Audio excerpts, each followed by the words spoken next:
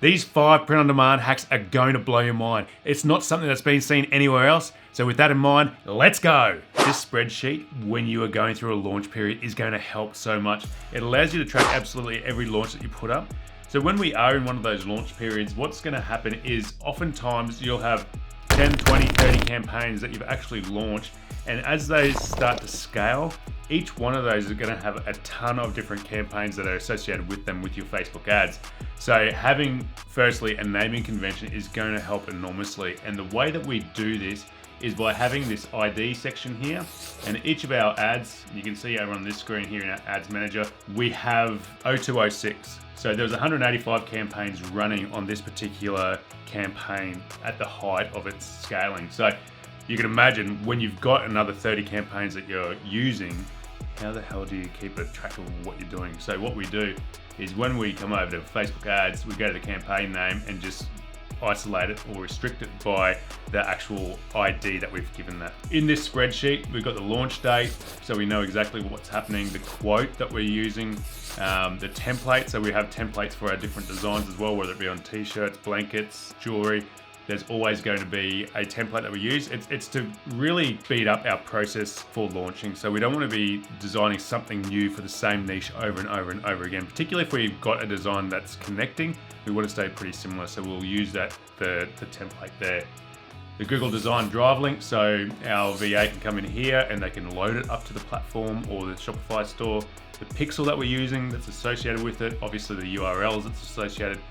Whether or not it's been designed is this checkbox, and then we've got our ads. So this sheet, we highlight it green once those ads have been launched as well. This just allows you to track everything, making sure that every piece, every design that you've had designed is actually being actioned. Because over the years, we've had tons of designs that we've had done that we thought were great. They actually never had any ads run to them. So this is the way that we overcome that. Next up, to make it as simple as possible when we're launching, we want to choose a design style that we know has a good chance of success. So using a spy tool, which is also on the list, we can go through and see what product, what design is selling and go, that's the one that we want to use for this particular niche. So this one down here on the right, fishing saved me from being a porn star, now I'm just a hooker. That's a very good design style. Not necessarily the phrase, whether you connect with that or not, but the weighting of it, everything stands out. If you've looked at my other videos about the fundamentals of t-shirt design, it hits each one of those points super clearly. So the fishing, the niche stands out. It's high contrast to the product it's on. It's using the I, me, and my aspects of the shirt, talking about the person that's wearing it. It passes the 20-foot test. It's everything in that design. We're good to go.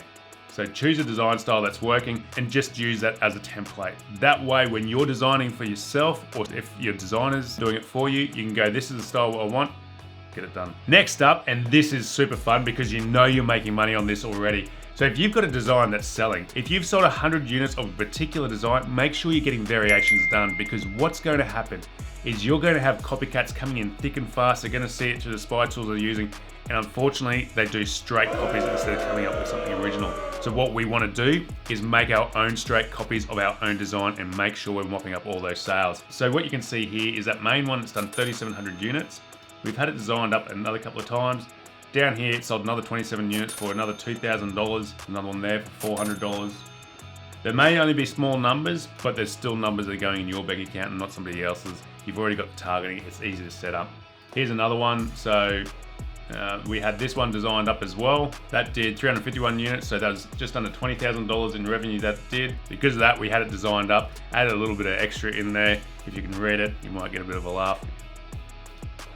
You might. So if you've got a winning piece, make sure you get your own variations done. This is another tip that I absolutely love, and it blows up your average order value. So what you want, if you're selling t-shirts or a low margin product, you want to make sure that you're maximizing the amount of products that you're selling in one transaction. So the way we do this is focus on couples or groups. And as you can see on the screen, husband and wife, camping partners, we might have it all together, but together we have it all. It's a two-sided cup, but what it is, it's a husband and wife. So there's at least two being bought there at one time.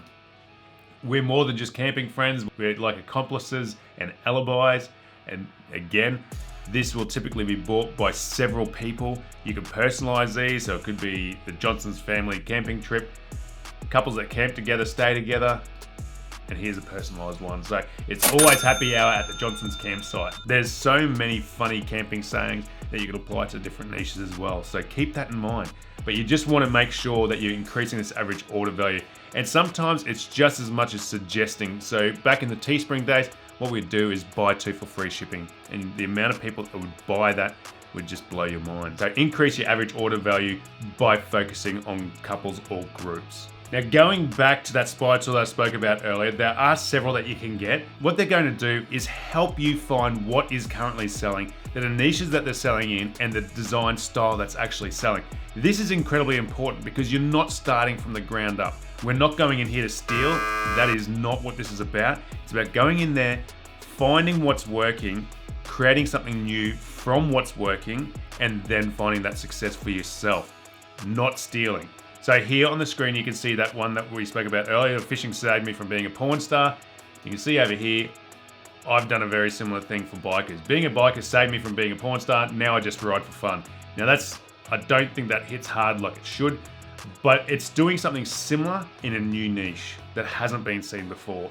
Oftentimes, unless these guys are veterans in the industry, they don't know that they need to scale it across several niches. So it may not work in fishing, or it may work in fishing in this case, but it may not work in cycling or horse riding or something like that. But you've got to test all these niches to make sure that you're having the best chance of success. You're finding where that success is, and then once you get it, you just scale hard. So using spy tools. This is Spy Pro. You can get it by going to storehacks.com/Spy Pro. You can do things like restrict the data. So I've done from February this year.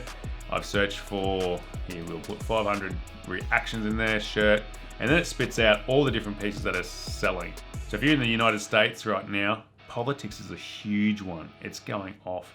But you get a good idea of what it is that people are putting on shirts, what merchants are putting on shirts, and what is connecting and selling.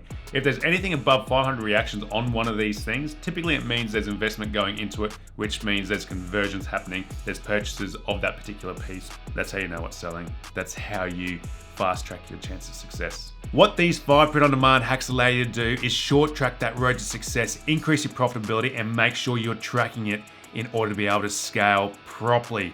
You want to make sure that you're saving as much money as possible whilst making as much money as possible. You got to be careful. There are niches to avoid, and if you're just getting started, you got to watch this video now.